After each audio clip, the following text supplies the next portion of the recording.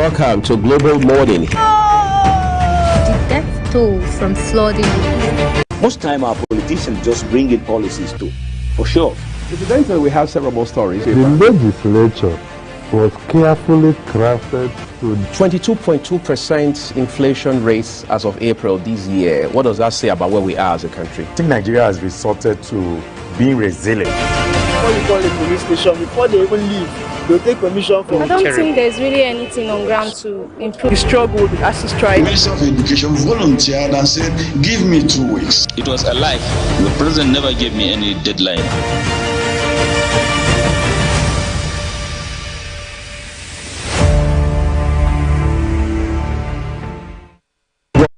Thank you everyone for staying with us. So I do appreciate that. I'm Uyag Mofwegwe here on Global Television, welcoming you to Global Morning. We're live in Nigeria's capital, Abuja. It's always a delight to have you join us here on our program. Today presents an opportunity for us to take a look at very critical issues around our nation, Nigeria. But our focus essentially on the program today is on the economy and where we are, especially when you look at inflation figures, whether it's headline inflation, food inflation, or the nominal inflation. Overall, today, we're hearing that inflation numbers stand at 27.33%. That's not a good place to be because just at about this time last year, we're doing 20%, and Nigerians did actually were amazed. Nigerians actually felt the brunt, but today is far worse. To even think that there's now projection saying unless,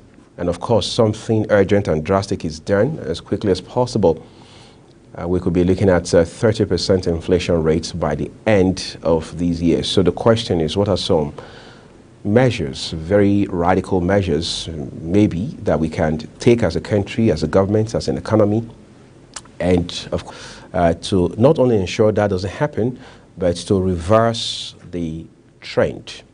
Of course, in the middle of all this, entrepreneurs, business people, investors, and all of those who have thrown their hearts in the ring in terms of driving the economy want to also be sure that they are able to not only break even, but they want the economy to get off the ground and do far better. The president on his part, we understand, has been making efforts in this direction. But for a country that, as of more than 5 years ago, already had over 3 million SMEs, what are we doing with this, if you like, cluster of businesses? All right, how do we create wealth in the face of these daunting economic challenges, particularly inflation? Let's not also mention other aspects of the headwinds. This is one issue we want to take a look at on the show today. We also want to review the papers for you and just give you a snapshot of what the news is saying. We'll look at the papers shortly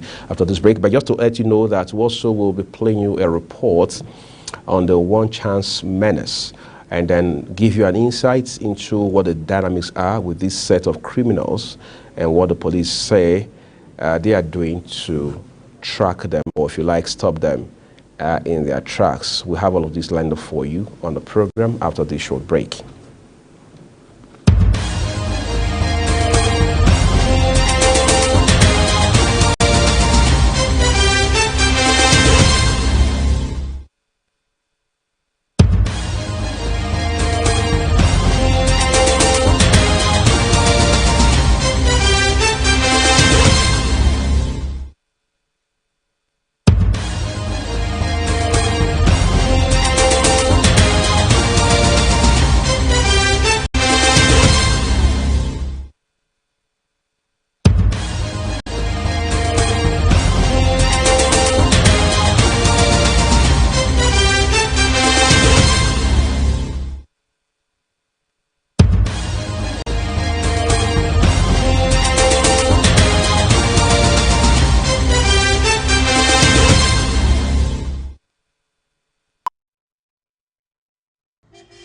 An apparently peaceful traffic situation can turn into a nightmarish experience with the activities of the popular but ignoble criminals called One Chance.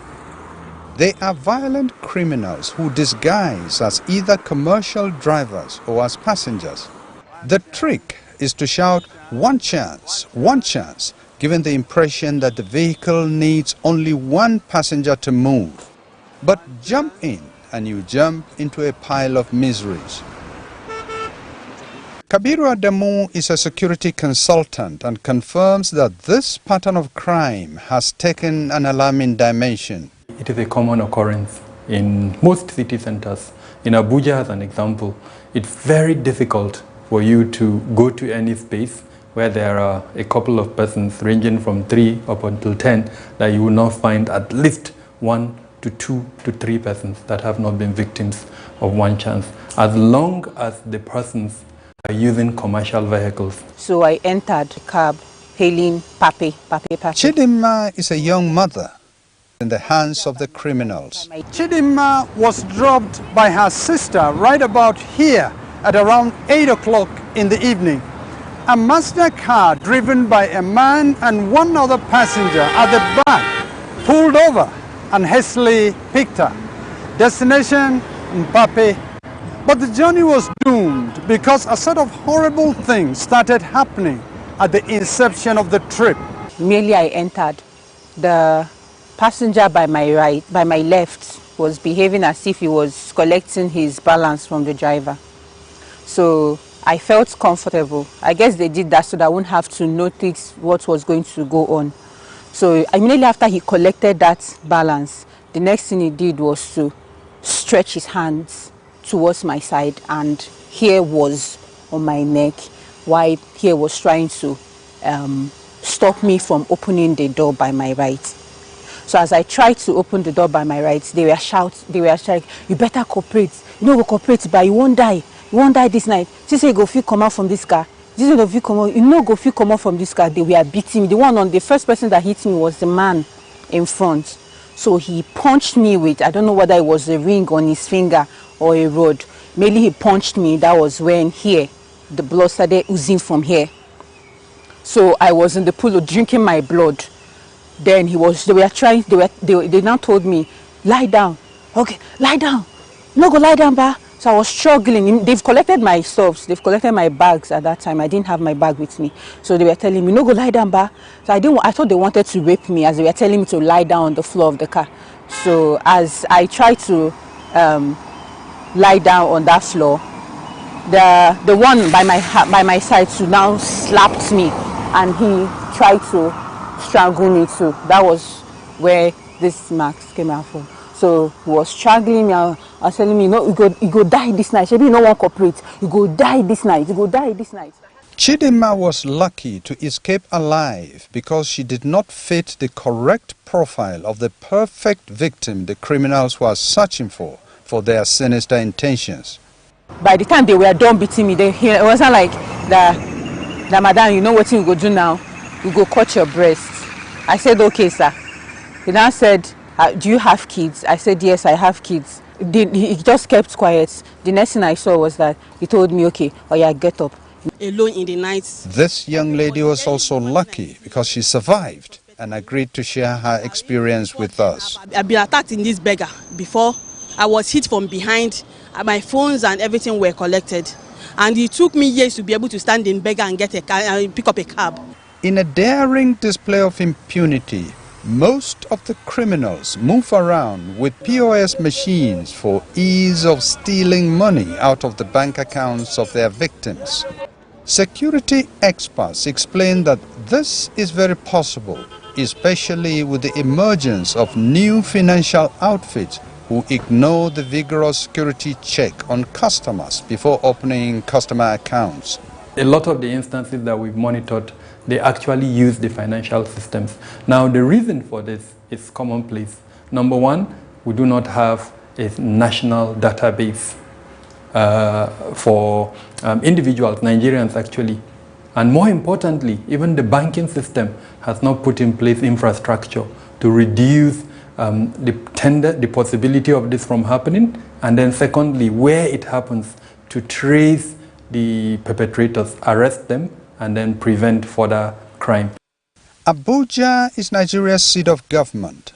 It is also a bubbling cosmopolitan city that attracts people from every part of Nigeria and even abroad who come mostly in search of economic opportunities. But like many emerging cities facing the challenges of growth, crime has become a major issue. The June 2023 edition of Beacon Intel, a security consulting firm, shows an increase in crime in not just Abuja but other major Nigerian cities. The FCT Police Command says it is doing its best to fight crime in the territory in order to protect the security and welfare of citizens. We have created a tactical squad called Anti-One Chance, which they have been charged with the responsibility of these one chance activities to wipe away, in conjunction with the DPOs as well. The DPOs are doing on the divisional level and has been deployed also to each division. The FCT Police Public Relations Officer says the police needs the cooperation of the victims and other citizens in order to tackle this despicable crime called one chance. Sometimes these modus, they change their modus, though we've identified the modus they are using.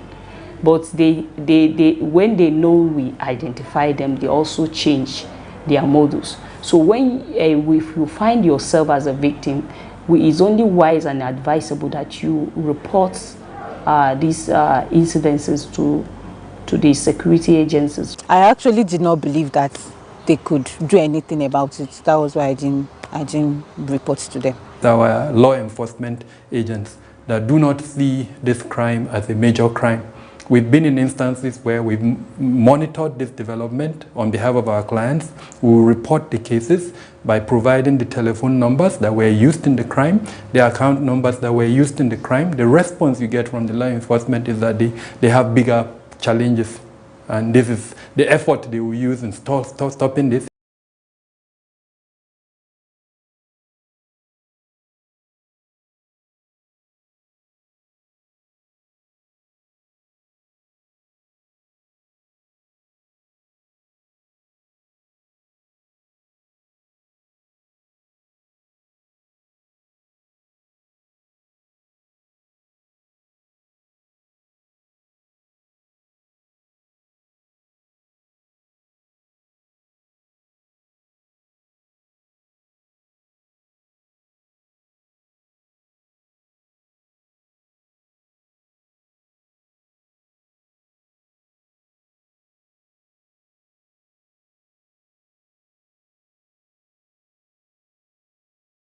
Top parts should be used. Anjum Abdullahi.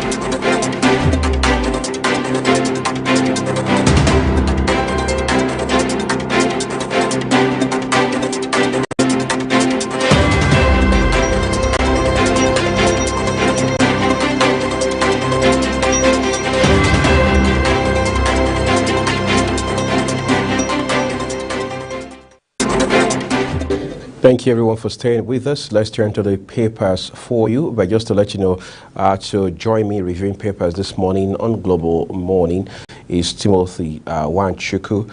He's a public affairs commentator. Joins us live via Zoom here in Abuja. Timothy, it's a pleasure to have you on the show this morning. Good morning. Thank you very much.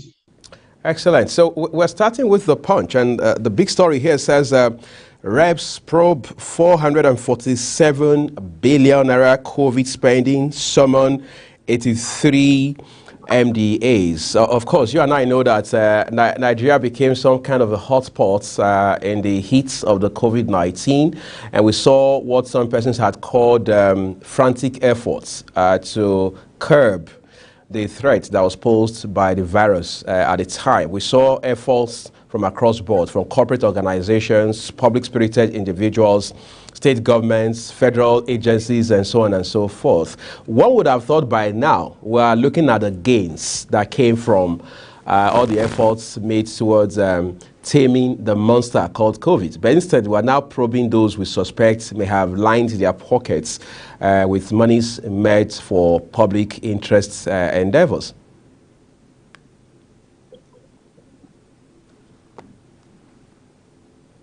Are you still there, Timothy? Yes, very well, I'm here. So I was hoping you could respond to that real quick. Yes, the summon by the House of Reps. Yes. Yes, the Federal House of Representatives, of course, they have the responsibility of representing ordinary Nigerians across the geopolitical zone. Now, talking about COVID-19, every one of us knew what Nigeria, and of course, all over the world, every country passed through during the COVID. So it is very necessary. I support the plan, the move by the Federal House of Representatives to ask questions, to find out how the funds that were donated was utilized. Was it misappropriated? Was it used for the purpose with which it was earmarked for? For Nigeria to make progress, we need physical discipline. And then I'm surprised that it has to take the Federal House of Representatives to bring up these questions. We have the Anti-Graft Agency, we have the EFCC, we have the responsibility the government that has statutorily with the responsibility of checking how public funds have been utilized. But all the same, I must commend the Federal House of Representatives, and I must use this medium to call on the relevant agencies of the government that has been given invitation to appear before the Federal House of Representatives to cooperate with the Federal House of Representatives, because this money are money contributed by patriotic citizens of Nigeria. We need to reinvigorate the confidence of ordinary Nigerians, our donor agencies and international partners in the Nigerian project. Imagine if at the end of the day you discover that the money, the funds donated by private individuals, the private sector, and donor agencies was misappropriated. Do you think that individuals and our partners will have confidence to invest into Nigeria at a time that we are looking for all the possible the finances to fund our national budget? So I commend the Federal House of Representatives for initiating the investigation, and I'm just hoping that the right thing will be done, that we as Nigerians will be able to make progress and move forward. Excellent. Timothy, I don't know, I'm not so sure how much you have followed Edo State politics, especially in recent times. When you look at the Punch newspaper this morning on page 7, even though the headline is on the front page, it says Obaseki's deputy joins governorship race plans campaign. It's talking about Comrade Philip Shaibu, the deputy governor of Edo State. I want to assume has ensued between him and his principal in the last couple of months. But now we understand he has joined the governorship race, even though we know there are several controversies along that line. What have been your thoughts regarding Edo politics? Because there's election in that state, off-cycle election, I should say, next year. Well, there is this peculiarity. It's not just about Edo State in particular. You can see what is going on in Ondo State, where the governor Akeredolu has been bedridden for some time and have refused to relinquish power to his deputy. We saw the news yesterday about how 7 billion naira was utilized without the approval of the State House of Assembly. So this is a common phenomenon in Nigeria. We saw this play out during the President Olusegun Obasanjo era, where he vowed that the vice president would not succeed him. So it's a common phenomenon. No governor, I don't know the problems of the governor. They don't usually want their deputy to succeed them. We saw that play in Ebonyi. I think it was just Ebonyi State and Kano State, Ganduje and Omai, that were able to fight through, were able to become governor. So let's see how Edo State politics plays out.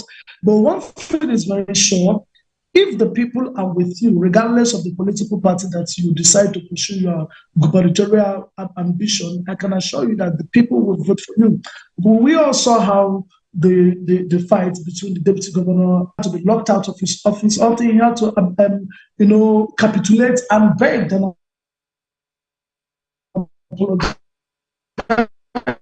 usually have a governor like Obasa for that reason should not be seen to turn to do it, endorse God for that reason, which himself fought against. Yes, we remember that Adams Oshiomhole wanted Pastor Ize-Iyamu to succeed him when he fell out with Adams Oshiomhole, but the people of the state stood solidly. Give everybody, as people chooses, nominates,